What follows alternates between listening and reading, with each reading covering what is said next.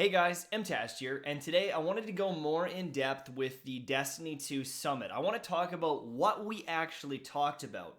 Now, I want to be a little upfront with you guys. I can't go into why did things change? Why did this happen? I can't go into the kind of nitty gritty details and kind of like the backstory on it. I can't really give you a this is fixing, this is changing, because that's still in NDA, and until it's built, until you have it in your hands, I can't guarantee it. But what I can do is I can talk about the things we discussed: time to kill, movement, exotics not feeling exotics, quest lines, story, depth, lore, the looting system, movement. We talked about a lot of different things, and so I want to talk to you guys about more of them. I want you to get a little bit more in depth on why we discuss these things, where it's coming from. I want to break down why it's important and why other things may not be at this time. And this is going to be a long one, okay? So grab a drink, grab a little snack, whatever you want to do. If you want to, watch the video while you do some knitting, I don't know, you can listen to me. It's going to be just me talking. So if you don't like me, uh-oh. Did I just dab? I just dabbed. Okay, let's jump into it. I've got a little Word document in front of me. I'm going to talk about these key points here. And if I think of anything else, I'll jump into it. Let's get started. So, number one was loot. Loot in this game is pathetic. Armor doesn't have any perks or passives. A lot of the weapons are unmemorable. We settled into a meta so quickly because there are so few options for weapons that the game got stale extremely quickly, especially for people that care about loot. And then we've got a vault that, even though we have fixed roles, we can't fit everything in the vault. What the hell, Bungie? That's one of the things we talked about extensively. It was brought up in different ways multiple times because it's true. The armor has no impact. We've got this mod system on top of it that feels boring. We've got these weapons that there's only like 5 of them. Like what? Better Devils, Uriel's Gift, Mida, maybe the Merciless. There's like a couple weapons that are kind of iconic or you hear about a lot. Maybe Last Hope is another one, but there's so many that you forget about. And so we discussed this until we were blue in the face. It felt like I brought up the loot system so many times because it's a looter. There's loot, there's raids, there's all this stuff, and no one cares about any of it. I've been wearing the same chest piece forever. And so we discussed this honestly both days, multiple times. This was one of the biggest ones. And I think they understand why we're so upset and why we want so much more. And actually, the other big thing, because I grilled them on this one, was cosmetics. So Destiny has switched from this looter shooter where I care about my gear to the gear just kind of being there. And then there's all these cosmetics that they're trying to sell in Eververse, and they're giving away emblems for raid rewards. But there's a very big disconnect from what we want and what we got. We want good loot, and we want good cosmetics. And instead we got this like really bare bones loot system. But the thing I brought up with the cosmetics is they're kind of shitty too. I would never spend money on the Eververse store because the chest piece that might be for a Warlock or Titan looks really similar. Or the Hunter has like an extra dagger on the arm or something like that. Who cares? I don't give a shit. I'm not going to spend money on that. If I could earn it some way, maybe I'd put in the time. But even then, if I could get it for free, I wouldn't be grinding 99% of the cosmetics. We've got shaders and ships and ghosts, and they don't change gameplay like at all, other than maybe the Sparrow. But once you have one exotic Sparrow, why would I go hunt, 40 other ones? It seems like there's always new Sparrows and ships and all this stuff, and they're just so unmemorable. What I would grind for, or what I would pay for, is something like frost armor or fire armor. I've got my armor and it's got like frost, like coming off. I got little ice bits maybe breaking off, or I've got fire on my armor. I know it might be different, but I'm just saying, if I'm gonna get a cosmetic, it better be pretty damn cool. Or like, let's say an electric inspired one where I've got like arcs of electricity coming off. I would buy that. I would hunt for that. And there's nothing like that in Destiny. Destiny's cosmetics are one of the key things, like one of the key endgame things almost, and they're terrible. Half the weapon skins, half the shader color palettes are a bag of dicks. That's what that no, that's what we said. That's what we talked about. And so we've got this loot system that's meh. We've got these cosmetics that are meh, like so basic. And so we really talked about that. And I think we're going in the right direction with a lot of that. But something needs to be done immediately to get someone like me playing again, more than just PvP. For me, at this point, PvP is my end game. I don't care about anything else. I'll do the raid once. And that was like the core thing that I think, I saw their faces go like, oh, God. Because I told them, I'm never buying any cosmetics. I'm not even touching the end game because there's nothing I care about. And so I think they really understand where to go from this. I think I've talked about this enough. I'm going to move on. We talked about guided games quite a bit. We talked about how it's a, completely broken system. There's no incentive to guide people. Even when you're trying to find a game because you've never done it, you've got these guides that have never even done the raid trying to guide you. How is that a thing? How can you possibly guide someone through a raid if you haven't completed it yourself?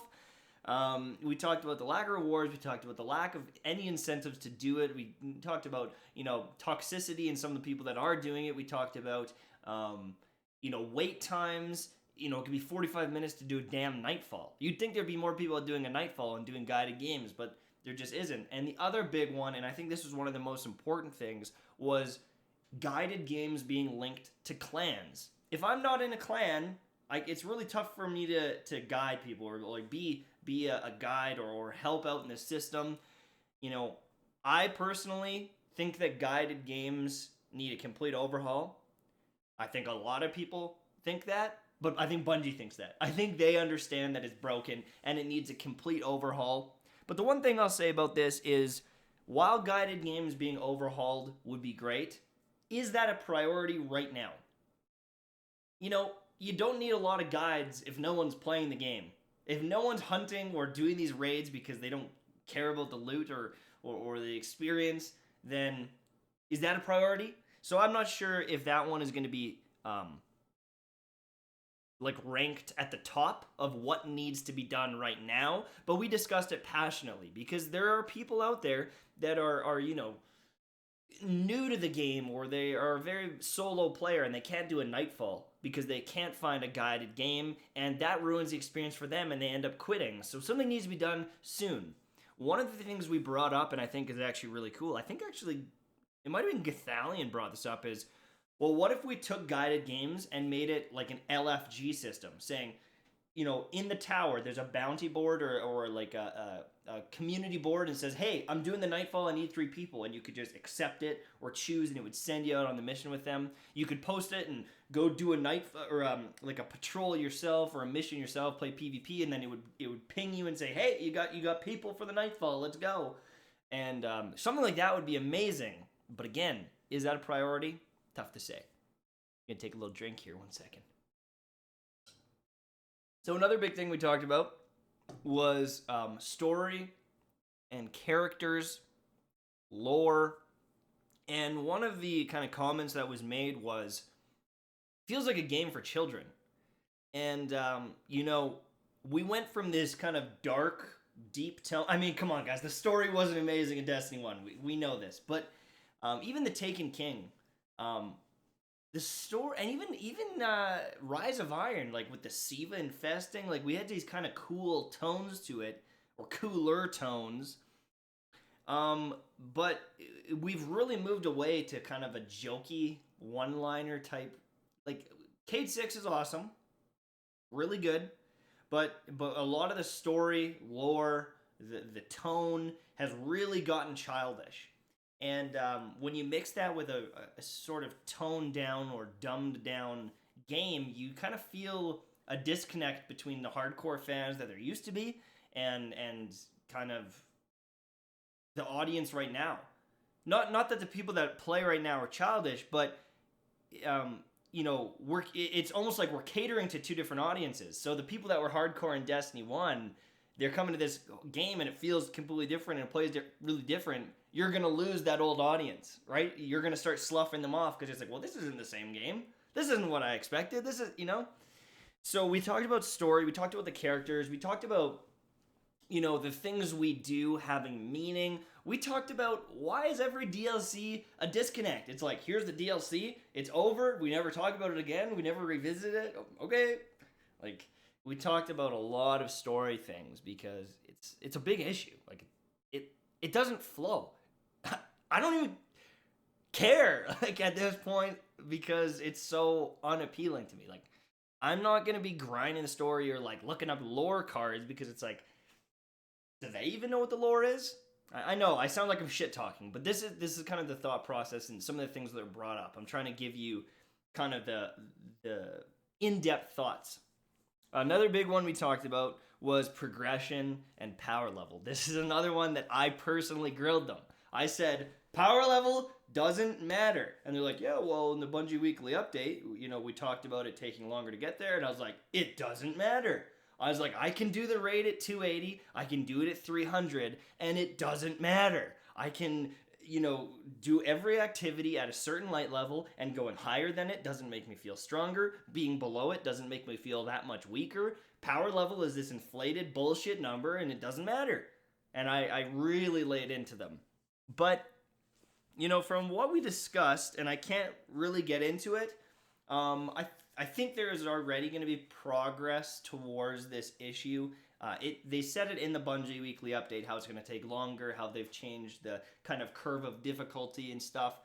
So I'm definitely excited to see where they go with this, but until the loot has like cool perks on it or things to progress my character and make me feel stronger, I mean, that light level, it has to matter. It has to have some sort of impact. If I'm going into a 300 power level activity at 320, should I be 10% stronger, 20% stronger? Should I be one-shotting enemies that I used to take 2 or 3 shots? Like, I don't know what the answer is, but for right now, my Guardian feels like he's like shooting a little banana, like, so, I don't know. I need something to be done there.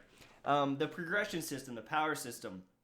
One of the things we talked about was, why are people maxing out by doing public events? like, are you kidding me? People should be raiding. People should be doing trials. People should be getting these amazing rewards to level up through, like, actual activities. And everyone maxed out doing public events. And I think that was an oversight. I don't think that was intended, getting exotic engrams to drop like that. And I don't know if they said in the Bungie Weekly Update if that's already being fixed, but that was an obvious one. As soon as we brought that up, they're like, yeah, that was stupid. Like, that was stupid. So it was good to see that they already kind of understand that and from what I could tell, want to restructure things. But, the next thing that comes up, because I already talked about loot and how it's shitty. The next big one, and we talked, oh my god, how long did we talk about this one?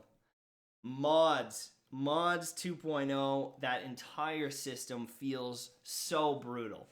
The mod system is one of the most unappealing systems I've ever experienced, and I think part of it is because they have such little impact.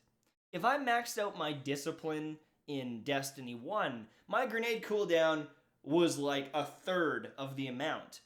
But in Destiny 2, if I put 3 nodes of grenade cooldown, I get like 30% off. It's like 24%. And so that doesn't feel good. That doesn't feel rewarding. That's like... That's a joke. That's like tier 1 discipline back in the day. It's a little bit off the top, but grenades still take forever to come back. I've invested 3 armor slots with these mods that don't do anything. And we really discussed why this felt so bad. And the one thing I brought up, and I brought this up many times with the loot, is I would do the Crota's End raid over and over and over again on my Warlock to try and get the helmet. Because it had grenade throw distance and I believe melee speed. 2 of the best perks for PvP. Well, for anything. They're great perks to have. They were like needed perks. And I did that like 20, 30 times before I got it. And then I got that helmet and I never took it off. And there's never been anything like that in this game.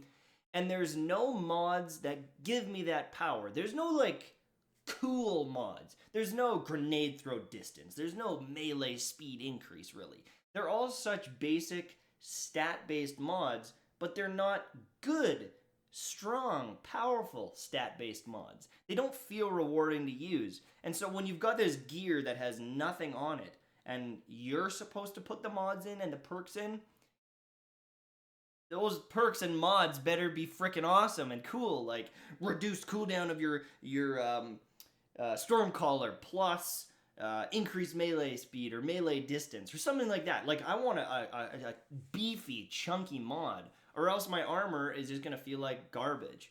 So we discussed mods 2.0 till we were blue in the face. What's balanced, what's not, what's good, what's not, how do you achieve them, how do you get them, what's fair, and I think, again, we had such a good debate about this that I'd like to think we're going in the right direction now, but it's just, it's a big problem to fix. And then, you know, while talking about mods, that's where we brought up fixed roles versus randomized roles. And why the fixed roles feel so boring, and why getting that 10th better devil feels like shit. And so one of the things we talked about, and I think this is a really important one, so keep watching, is every gun in the game has a name. Every gun in the game has an identity. IS Luna was the IS Luna, but Luminosity's IS Luna was not the same as my IS Luna, which is not the same as that guy's IS Luna, and even though it was the IS Luna, it had its own story. Oh, this is my 5th one, I finally got the perfect one. Or, oh, I got the perfect one on the first roll. Or, I still don't have the perfect one and I'm forced to use the palindrome. It was a very interesting discussion because even though you have these randomized rolls, and some are shit, some are way better than others, you get this sense of ownership when you find that gun that has your roll. If you're Patrick Casey or Holtzman, he is someone who loved, Icarus, or Miss 5000 Watts. She liked Icarus. You know, she was with Bones of AO jumping around. That might be her god roll. My god roll, because I'm the Rumble King, would have been Luck in the Chamber. Because I'm a piece of shit that wants to 2-tap you and have that advantage in a gunfight. You know, other people want Hidden Hand or Rangefinder, whatever it might be. So I think it was really interesting discussing this, and honestly, I feel like a lot of the devs were kind of like mind blown with how passionate we were about this, because it is harder to balance random rolls. And one of the things they argued was, or not even argued, but just they brought up is, okay, so let's say you have Fellwinter's Lie, and then you have Shot Package. Shot Package plus Fellwinter's Lie equals Broken Gun. But Shot Package on a shittier shotgun, like 2 to the Morgue, I think was one of them. Shot Package on another shotgun might be balanced and it might be fair. Or no Shot Package on Fellwinter's Lie might be fair. And so if you nerf Fellwinter's Lie, you're nerfing every single person that doesn't have Shot Package. But if you nerf Shot Package, you're nerfing every single person that doesn't have Fellwinter's Lie that does have Shot Package. And so it does become this little bit of a dance trying to balance all of this, because there is a lot that goes into it, and there's a lot of perks and mods and all that. You know, it's how do you balance the game that way? But we said, kind of the thing we argued was, too bad. Too bad. There should be strong stuff. It can't break the game. It can't have half the time to kill, but there should be ways to directly change your gameplay. If you're a hunter that likes to jump, you should have a strong perk on your gun that allows you to do it, like Icarus, right? There should be something that allows you to enjoy the game you want to enjoy it. It should be able to change up the way you play, right? If you want to have something that gives you radar because you really value radar, then give them the fucking radar. Give them the perk. And one of the things we said was it would be nice to have those god rolls again. That IS Luna that everyone's chasing. And the kind of counter to that, or a way to help with that, is have a vendor roll. Like the palindrome. If you didn't have IS Luna, you could go and get the palindrome and be really happy. If you needed a sniper rifle, you could go get the 1,000-yard stare from a quest. But if you really wanted the best one, you would grind for a longbow synthesis, right? So just give them the option of a set roll to counteract or at least compete with the god rolls. So that was one of the things we talked about. Can't really get into everything because I feel like I'm killing like 20 minutes already, right? But that was one we really talked about. So the next one is Sandbox Stuff. So time to kill, in-air accuracy, bloom, the skill gap, weapon slot changes. What the hell is going on with all that? So time to kill. I would love to really get into the future and what's expected, but in the next update they're doing things with the exotics. They're doing some changes with that. They're looking at it. We do know that they've discussed weapon slot changes. We don't know exactly what they are. Well, I know what they are, but I can't tell you exactly what they are. But I think it's okay to say, or fair to say, that there is a lot of stuff changing, and they're committed. And I guess I wanted to give you a bit of confidence, is they're committed to fixing things much. It's not going to be 6 months before they fix things, right? And we talked about that. It's like, okay, you guys take 6 months to balance the sandbox, yet when Prometheus lens is broken, you fix it in a week. So wide is 6 months to get a balance change, but you can fix something in a week. Explain that, And that is also a game-breaking issue. Like the Prometheus lens was crazy, and so maybe they dedicated more people, but they said going into the next updates and like with the changes, that has to be a focus, is being able to fix it right away or change it right away. If people hate something, they need to respond to it much sooner. And so that's something that they're working on. I think I'm allowed to say that. I don't know why I wouldn't be allowed to say that. I think that's fair. They didn't give any details on exactly what they're going to change, but they just said we're going to be much better about it. Like that's a priority. So we talked about the time to kill, and I think we're definitely going in the right direction. I think with the weapon slot changes, I'm guessing it's going to change the flow of the game quite a bit. And so, if we test that out, and then we say no, the time to kill is shit, then it's an obvious fix. It's literally at the top. It's like if they hate it, if they don't like it, if it's not good, then fix it. Boom.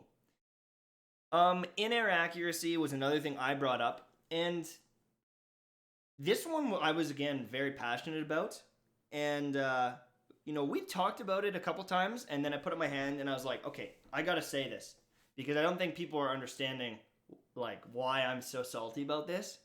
Is if I'm playing in the new ranked game modes and I'm about to win a game, it's 40 kills to 40 kills. I don't even know what the scores go to.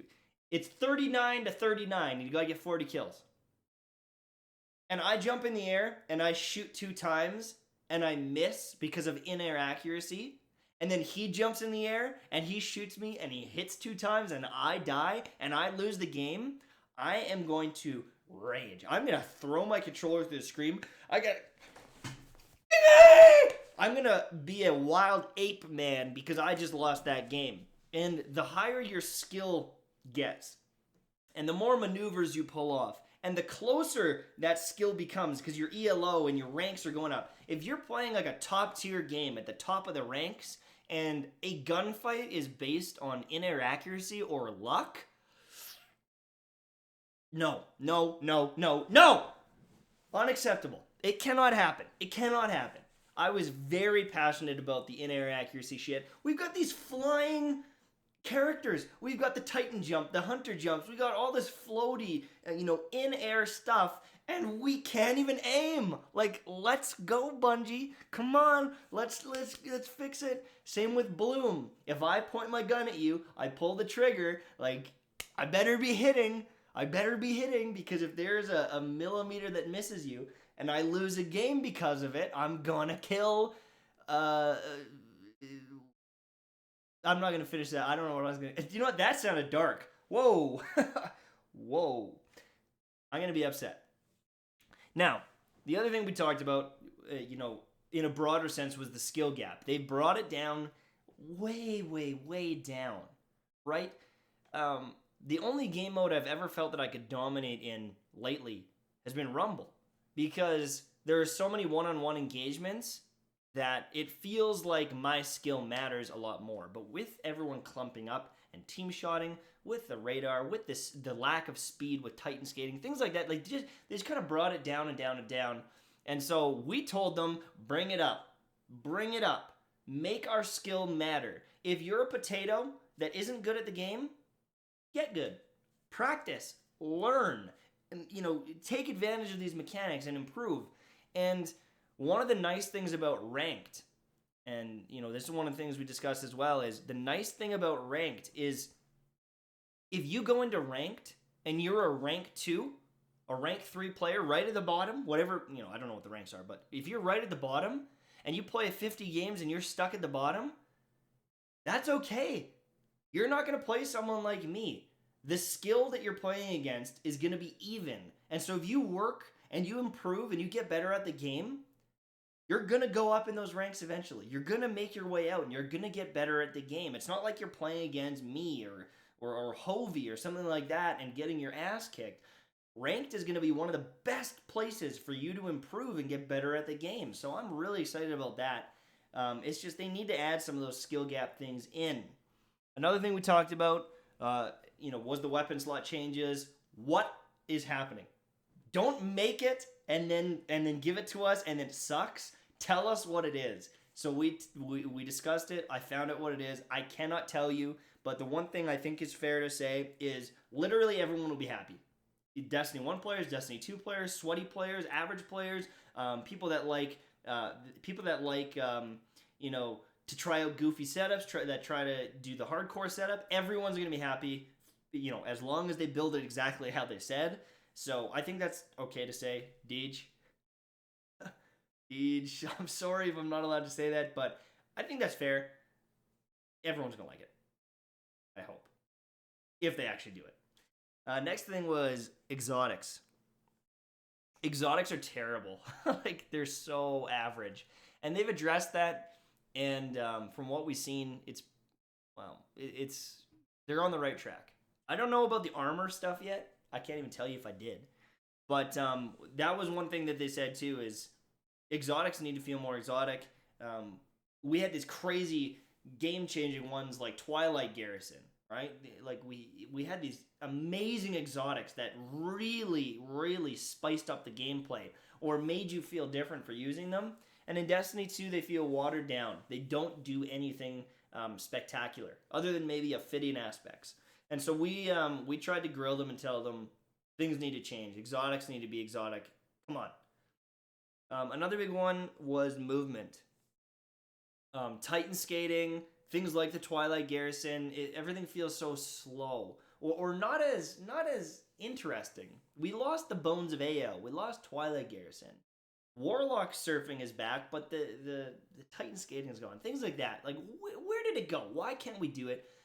I know that the gameplay, like, it was a glitch, Titan skating, or it wasn't intended for Titan skating to happen, but everyone loves it.